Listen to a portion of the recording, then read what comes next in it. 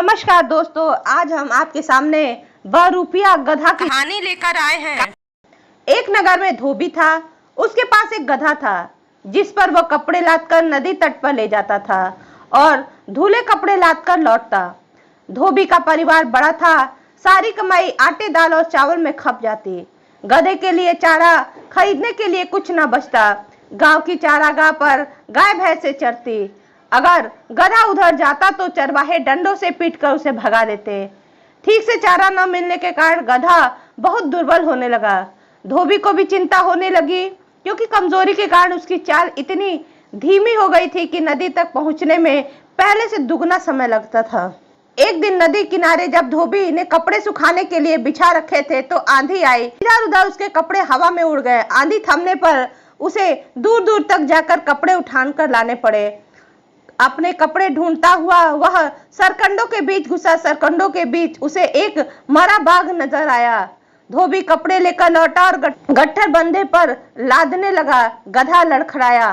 धोबी ने देखा कि उसका गधा इतना कमजोर हो गया है कि एक दो दिन बाद बिल्कुल ही बैठ जाएगा। तभी धोबी को एक उपाय सोचा। वह सोचने लगा, अगर मैं उस बाघ की खाल को उतार कर ले आऊं और रात को इस गधे को वह खाल उड़ाकर खेतों की ओर भेजूं तो लोग इसे बाघ समझकर डरेंगे, कोई निकट नहीं फटकेगा, गधा खेत चर लिया करेगा।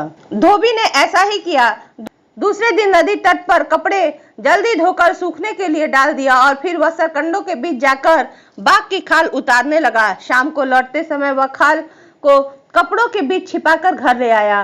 रात को जब सब सो गए तब उसने बाघ की खाल गधे को उठाई। गधा दूर से देखने पर बाघ जैसा ही नजर आने लगा। धोबी संतुष्ट हुआ। फिर उसने गधे को खेतों की ओर खदेड़ दिया। गधे ने एक खेत में जाकर फसल खाना शुरू किया। रात को खेतों की रखवाली करने वालों ने देखा कि खेत में बाघ आया है तो वे डरकर भाग गए। गधे ने भरपेट फसल खाई और रात को अंधेरे में ही घर लौट आया। धोबी ने तुरंत खाल उतार कर छिपा ली। अब गधे के मजे आ गए। हर रात धोबी उसे खाल उड़ाकर छोड़ देता। गधा सीधे खेतों में पहुंचता और मनपसंद फसल खाने लगता।